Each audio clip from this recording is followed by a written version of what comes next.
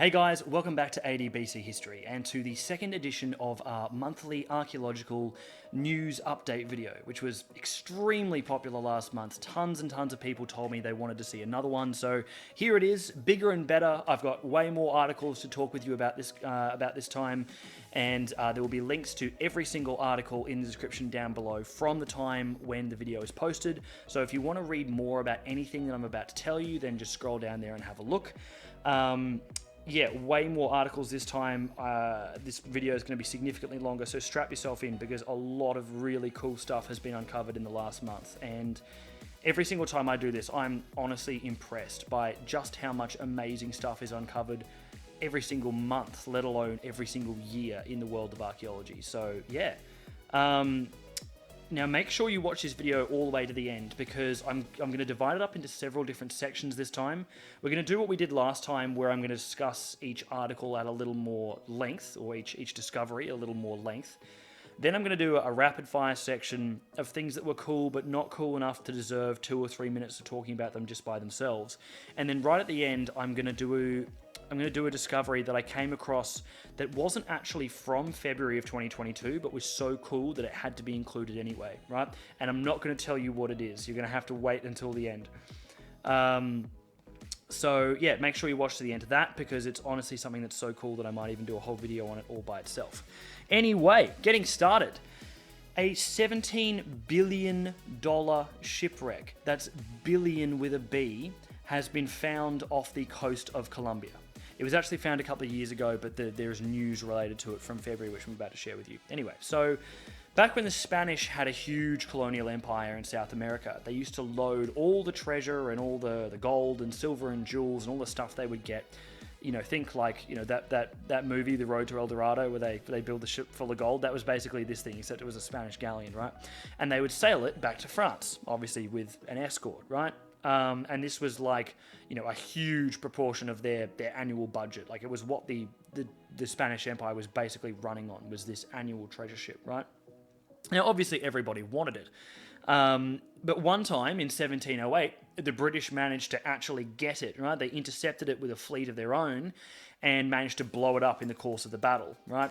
I'm sure to the great disappointment of everyone on board who wanted to, well, on board the British ships who wanted to capture it and take all that treasure for their own. But they blew it up and it all went to the bottom of the ocean. And I mean blew it up literally, as in its gunpowder stores ignited and detonated, and you know now there's cannons and stuff strewn all across the seabed. So the ship was called the San Jose, if I'm pronouncing that correctly. So it was found supposedly in the 80s, but I think it might have been like covered up slightly. Now it's definitely been found. The Colombian Navy found it because it's off the coast of Colombia. And the Colombian government is claiming the wreck as part of its quote-unquote cultural heritage. The Spanish want it back as being part of their quote-unquote cultural heritage. The Bolivians want it for some reason. There are private companies that want it because they were involved with the discovery. Everyone wants it, and they're all claiming it's quote-unquote cultural heritage because they want $17 billion worth of stuff, right? You know, we're talking gold, all kinds of precious metals, all this stuff that's literally just lying on the seabed that, yeah, they've looked at it and given a preliminary estimate, and now they reckon that it's worth $17 billion, right? So if the Colombian Navy's found it, then I'm guessing they're keeping some like warships in the area. Otherwise, you know, like you and me can't just hop in a rowboat and go out there and go scuba diving and nab ourselves a couple of billies worth of gold. They might blow us up. But anyway, so the news is that the Colombian government have started legal proceedings against all of the other interested parties to prove that they have the right to it. So, yeah, archaeology. When they tell you that archaeology doesn't matter anymore and it's, you know, studying the past isn't relevant, well, this is $17 billion worth of relevance. And it's about to turn into quite a serious legal battle. And who knows, with the Colombian Navy involved, it could even turn into a real battle. But, yeah, pretty cool stuff. Next up, we've had, unfortunately for them, I guess, evidence for child sacrifices in ancient Peru has been unearthed. 6 mummified children were found buried alongside a nobleman in a grave in Peru. And archaeologists believe the children were probably placed there to accompany this nobleman into the afterlife, right? God, this is going to be, pronunciation here is going to be interesting. The site of Cajamarquilla, I think. Kajamarquilla, about 24 kilometers east of the Peruvian capital of Lima. Apparently, it's quite a major site in Peruvian archaeology. It was this specific place. There's lots of different tombs there, but this is a new one that's just been opened. So the mummified children date to about 800 to 1000 AD, so about 1200 to 1000 years ago. The remains of 7 adults were also found nearby, besides the nobleman that the children were buried with. But these other 7 adults weren't mummified, which is part of the reason why archaeologists believe that these children were actually sacrificed and put into the tomb. Like, they didn't die of natural causes. They were killed deliberately because they were then mummified, right? Whereas these other adults that were buried nearby could have just been workers that were building the tombs or something, and they died of natural causes and they were just sort of like, just buried the normal way, right? But if they're going to put all of the effort into mummifying these children, it sort of indicates that there was some kind of significance to their deaths, right? And they were, placed in the tomb for a reason. Like, it's really unlikely that 6 children would all die at the exact same time, unless they wanted 6 dead children for some reason, and they had to go out and find 6 children that all happened to die of natural causes or like whatever. Anyway, that's what they were doing. I personally have a different theory. Hang on, I haven't told you the full story yet. So the nobleman himself appears to have only been about 20 years old, and he was buried tied up with ropes and in such a position that his hands were tied across his face. If you go and look at the article with the link in the description, it's actually a bit horrifying, to be honest. It looks like he did not die pleasantly. So I have a slightly different theory. I have a theory that he was like a traitor, or like he, ran away from a battle, or there was some other reason why he was shamed for some reason, and so he was like executed and then was buried tied up in this shameful position with his hands covering his face. And my theory is that the mummified children were his children, and that they were killed as well to prevent the continuation of his bloodline, or his family or something, or maybe he was like a political enemy, he got on the wrong side of a coup or something like that, but then his family was still allowed to kind of like mummify him in the normal way, right? So yeah, I guess in that case the children are still killed deliberately, but if it's like a political murder assassination, it's not quite the same thing as like a religious sacrifice. So anyway, look, that's my tinfoil hat theory. I don't know enough about this to properly comment on it, but as something that I'm always harping on in these videos, archaeology is a process of interpretation, and what looks like something might be at first glance may not necessarily be what actually happened. We've got to always keep an open mind. Cool. In Jordan, a 9,000-year-old desert shrine has been found from the Neolithic period in the Stone Age.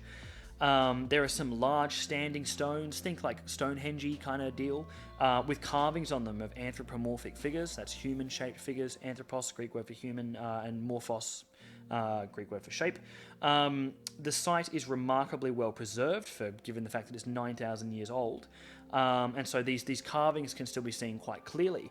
And there were also found these things that are believed to be deer hunting traps, right? Which are basically, you get 2 walls that are positioned sort of diagonally, and they narrow inwards over a span of, a reasonably large area. Like, I don't know, think the size of like a soccer field or something. Football field, if you're British. Anyway, so these walls narrow inwards, and then there's a narrow gap at the end. And so the idea is, if you can get a herd of deer to stampede in the right direction, they sort of get funneled in because they're deer and they're not overly bright, right? And if the walls are tall enough, they can't jump over them, and they're not smart enough to turn around and go back because they're deer. They just follow the leader, and then they get funneled into this little gap at the end, and then the hunters can just pick them off one by one as they come through the gap, right, and easily hunt themselves a whole bunch of deer. So a couple of these deer hunting traps were found.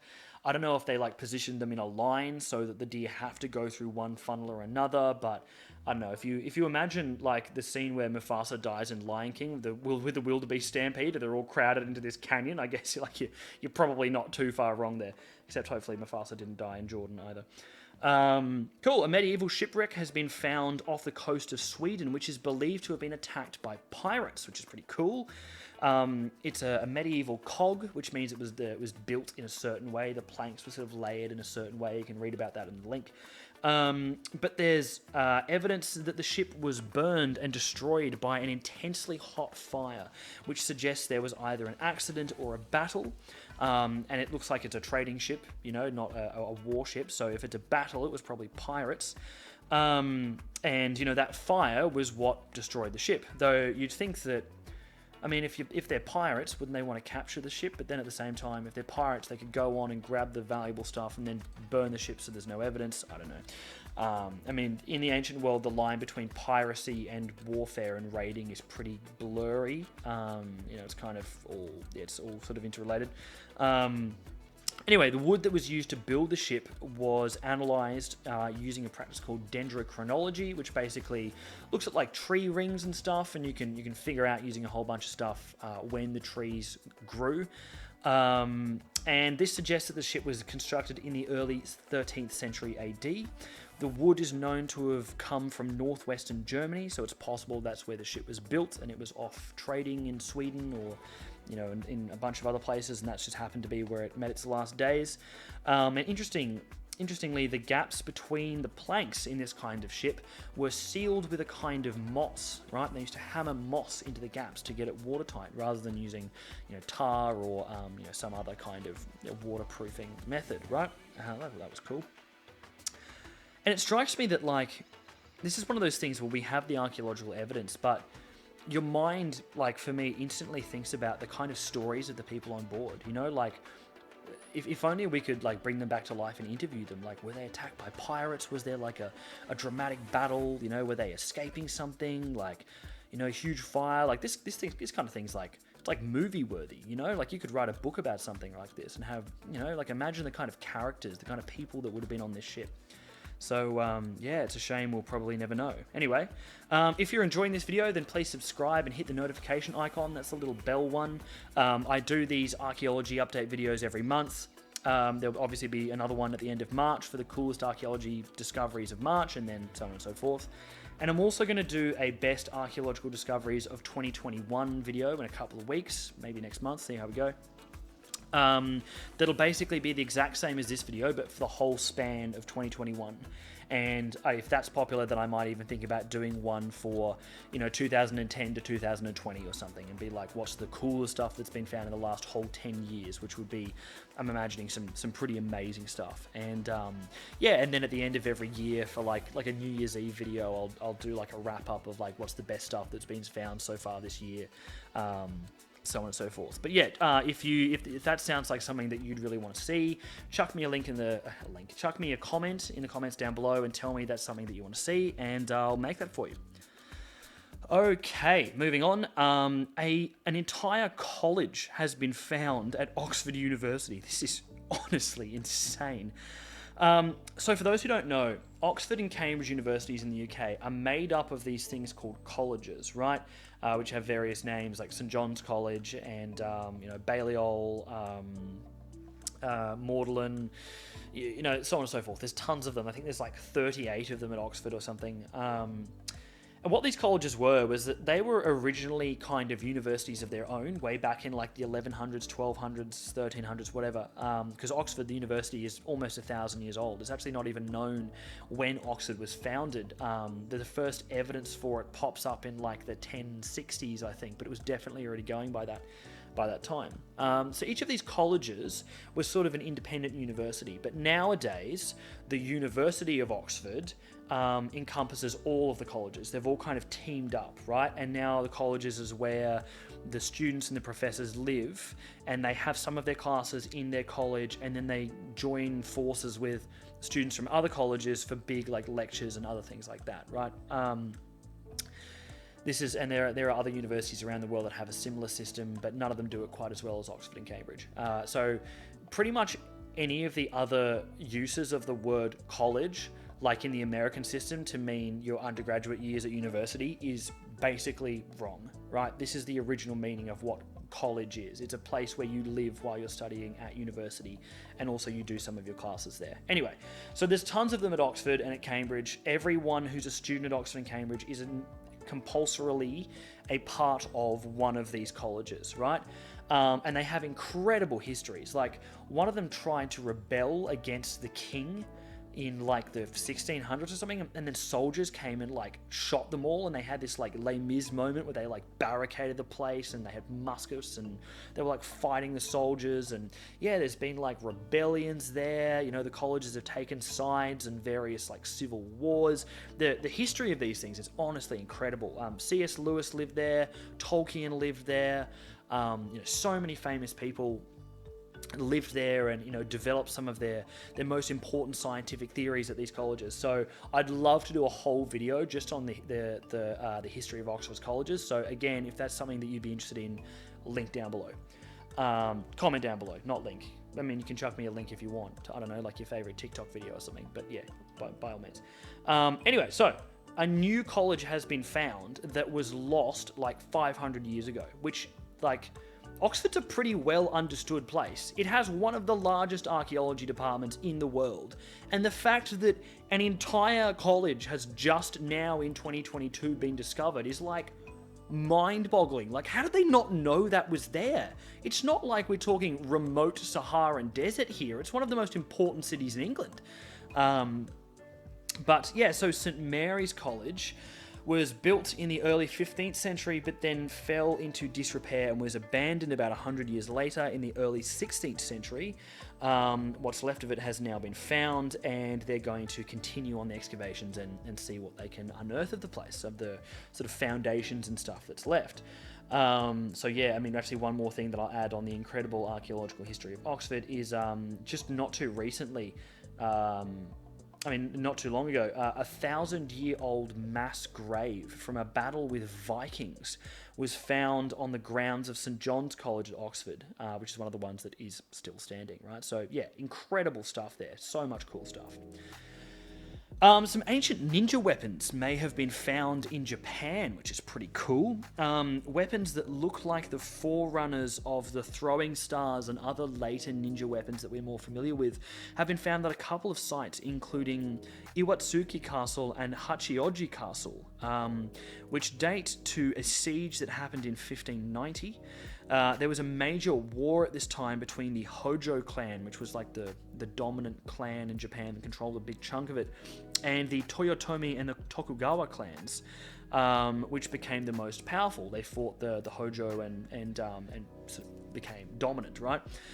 Which was part of the Sengoku period in Japanese history, which lasted from the mid-15th to early 17th centuries.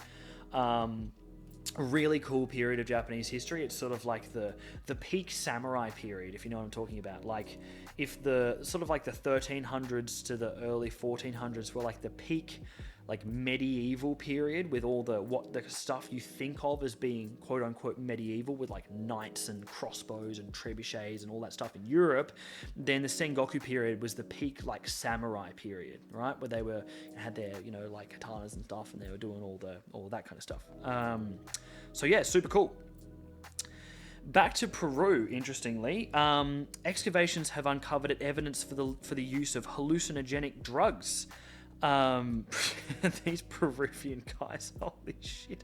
So 16 Vilca seeds were found. Vilca is a plant which contains psychoactive substances, and also the remains of a fermented, that is alcoholic, fruit drink called chicha de mole was also found near buildings which are thought to have been used for feasting and sort of like public, not dining is not the word for, big communal meals and parties, basically. So if these guys, so the Vilca, combining it with the chicha de mole, apparently makes the hallucinogenic effects even more powerful than they already are. So this feast must have been pretty full on. Not only are they like eating and drinking and partying, but then as the hallucinogenics kick in, like, these guys must have been on another plane of existence. They must not have known what was going on. So what's cool is that the chemical analysis of the Vilca seeds could tell us where they were grown, which can give archaeologists insights into the trade networks of the region at the time. They can see, if the Vilca seeds, if they all came from a certain area, or if they all came from different areas, like, was there a rich trade in these things going around, or were they grown locally? So that's pretty cool. And so the remains date to approximately 1200 years ago, which is like pretty much the exact same time frame as the mummified children we were talking about earlier. So it's too funny not to think of that. Like, that's what these Peruvian dudes did for a good time on a Saturday night, was get lit af and then mummify some children, you know. Mental. Anyway, so I put an extra link in the description for this one to the peer-reviewed academic journal article that talks about these psychoactive substances in Peruvian culture, because yes, this is what archaeologists get up to. They write journal articles about hallucinogenic drugs. Like, what a great career. So anyway, go and check that out. The pyramids of Palau. Probably some pyramids you haven't heard of before. They're on an island archipelago thing called Palau, which is east of the Philippines. One of those little kind of Pacific islands that was fought over in the Second World War. Like one of those ones, like your classic like tropical island in the middle of the Pacific. Anyway, there's pyramids there. Fairly small, not quite like Pyramid of Giza scale, but still pyramids. And some new research has revealed the methods through which these pyramids were constructed, which is pretty cool. I hate this word. Interdisciplinary team of soil scientists, paleoecologists, and archaeologists have studied the pyramids. They're constructed out of weathered volcanic rock, combined with large quantities of ceramics, aka pottery. And there was some skeletons found there as well, which is pretty cool because the skulls are quite well preserved. So the archaeologists are hoping that they can actually do some DNA analysis and compare the remains to the DNA of modern people who live in Palau today. So they can look at kind of like figure out, you know, the similarities and differences, and they can learn stuff about the degree of kind of immigration and whether new groups were moving into Palau at the time and so on and so forth. So that's super cool. And last of the articles we're going to discuss at a little more length, a pair of ancient trousers have been analysed from Turfan in northwest China. These trousers are 3,000 years old, and they belonged to the Turfan man, who is presumably the man who lived in Turfan who owned these trousers. I think from that, they must be reasonably sure that this wasn't a women's item of clothing, like from whatever reason, but I don't know, maybe it was the Turfan woman. But anyway, so these trousers were made from yarn, which was spun from a coarse kind of wool, and different patterns of weaving in the fabric created patterns which can still quite clearly be seen today. So go to the link, there's a picture there. You can still quite clearly see the patterns they've woven into these trousers, and it's pretty cool. If you zoom in really close, you can actually see the Ralph Lauren label on the hem. No, I'm just kidding. Anyway, so archaeologists suggest that these different weaving techniques may have come together in this one garment as nomadic groups in the area met as they travelled around the region. So one group may have developed one style of weaving, another group another style of weaving, and as they met, they exchanged these techniques and combined them and used them to make these different patterns, right? Don't forget, I've got the saving the best article till last, so make sure you keep watching to the end. Some short articles really quickly. A perfectly, and I mean literally perfectly preserved Roman glass bowl was found. It was unearthed completely intact, like not a scratch on it. Obviously, these things being glass, they're usually pretty fragmented when they're found. They're usually shattered. So, yeah, that's pretty cool. You can go and see, like, there's no reconstruction here. You can literally go and see in the pictures in the article exactly what it looks like, which is really cool. A mosaic has been found in London, which is apparently quite a big deal. They haven't found one there for a while. There's evidence of a successful surgery about 5,000 years ago. We know that the person lived because there's evidence of bone regrowth around the area. I think it was somewhere in their head where the surgery was conducted, which means they were still alive for at least a few months after that. So, I mean, by successful, they lived. We don't actually know for how long. They could have lived a long and happy life. But anyway, there you go. Some really well-preserved Greek helmets have been found on an Etruscan battlefield. So some ancient Greek helmets. A large cache of Egyptian embalming materials has been found in Egypt. Obviously, they're not going to be found in the Czech Republic, are they? An ancient Buddhist temple has been found in Pakistan, one of the oldest ones apparently, which is really quite cool. Ancient heritage sites in North Africa are being threatened by climate change. There's quite a risk of a lot of really important Roman and Greek and Carthaginian sites going underwater in the near future, which is really, really unfortunate.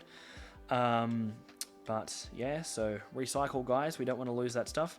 A World War II prisoner of war camp has been excavated, and there's some really cool finds from that. Archaeology is used on things as recently as World War II. You know, like we know what happened in World War II, but that doesn't mean we can't excavate these sites and find cool material remains. And you know, we might know the grand story of what happened, but we can still learn about the stories of of individuals and people and their individual experiences, and it's all still cool. So you can go and read about that, the link. And evidence has been found of the consumption of starches and starchy foods like potatoes. Well, wouldn't have been potatoes, but they are a starchy food. But grains, like barley and rye and stuff, in Paleolithic diets of southeastern Europe from about 15,000 years ago, so nearly 10,000 BC, which obviously creates some significant problems for the quote-unquote paleo diet, which is basically centered around the idea that you don't eat starches because they weren't eaten by humans originally, right? So the fact that an actual Paleolithic or quote-unquote paleo site has found evidence of paleo food being starchy is a bit of a problem for that diet. Doesn't mean the starches aren't bad for you, but this isn't a health channel, this is an archaeology channel, so you can look at that yourself. And last but certainly not least, we've come to the drum roll, the super cool article that I'm including at the end, the honourable mention, which wasn't found in February of 2022, but was too cool not to include anyway. Brace yourselves, guys. An entire city has been found from ancient Egypt. An entire city, right? Not a house, not a granary, an entire city, and not just any city. It's the city of Aten, which was the capital of Egypt in what is arguably its golden age, right? So this was the capital under Amenhotep III, the pharaoh Amenhotep III, who was living in the early 14th century BC, or about 3,500 years ago. The city's full name is Ten Aten, which translates to dazzling Aten, and it was the administrative capital of Egypt's really quite significant empire at the time. So the Egyptians controlled not only a lot of the Nile, much further south than Egypt extends today, right down into now what's like Ethiopia and even into Sudan, but they also controlled up the coast of what is now Israel, Syria, around even a bit into Turkey, and also along the coast into, I think Libya's that one. Yeah, Libya's, there's two bumps on the northern coast of North Africa, and it's this one that's Libya. That bump, the one that's nearer to Egypt. So the Egyptians controlled a big empire at this time, and this city was the capital of that empire, right? So it's like finding Rome from the first century AD, right? Or it's like finding Athens for the first time, Athens from the classical period, like super important discovery. It was excavations have been going on for a couple of years there now, but just not too long ago, it was announced that the team of archaeologists working there have confirmed that it is actually Aten. Like, they were unsure. Obviously, not a lot of maps in the ancient world, so they needed to do literally do some digging, to figure out what exactly was going on there. But so not only has it been found, it's in really good shape, really good condition, because it was all like well and truly underground. So there's tons and tons of buildings have been found. Go and look at the pictures. There's a lot about this on the internet because it's a big deal. Like the walls of some of these structures are like 3 meters high is how like well preserved this stuff is, and there's so much like material remains that can be found in the structures. So they've only excavated about a third of the site so far, but they've already found entire districts and neighborhoods, right? They've found an administrative neighborhood, they've found a residential neighborhood, so they can actually look at the whole plan of the city and look at how it was laid out, and super, super cool. So lots of artifacts have been found, like children's dolls, limestone gaming pieces, and a vessel which still contains almost 10 kilograms of dried meat. That is taking beef jerky to the next level. 3,500 years old. I hope it's like wine and it gets better with age. So yeah, this is a really cool discovery. I might actually make a full video about this so we can go through it all in detail. But anyway, so the guy who's director of excavations, his name is Zahi Hawass, and he is basically one of, if not the most important Egyptologists, which is an archaeologist that studies Egypt specifically in the world today. And he said, I call this the Golden City because it dates to the reign of Amenhotep III, which was the golden age of ancient Egypt. So really, really cool. People ask me all the time when I tell them that I'm studying history and archaeology. They say, what's the point? Hasn't all the important stuff already been found? You know, like, is there anything left to dig up? Now, this video and last month's video obviously shows you that that's not the case, right? That new and important discoveries are still being made all the time. And we're still, like, there's still so much to be learned about the ancient world. We haven't even scratched the tip of the iceberg yet. But to find an entire ancient Egyptian city just goes to show how much stuff there is out there that is still to be found. You know, like just how much, not just little things, but really significant stuff that will radically alter our understanding of big periods of history, you know? So, yeah, if any of your friends ask why ancient history is important or whether it's even important to still study it, send them a link to this. And send them a link to this video and to my channel and to all my other videos as well.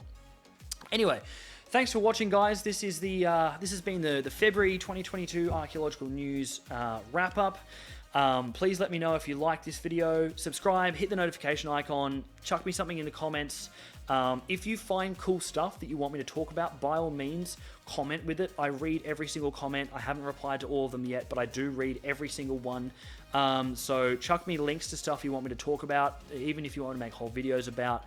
And yeah, thanks very much. My name's Dan. This is thanks for watching this episode of ADBC History, and I'll catch you in the next one.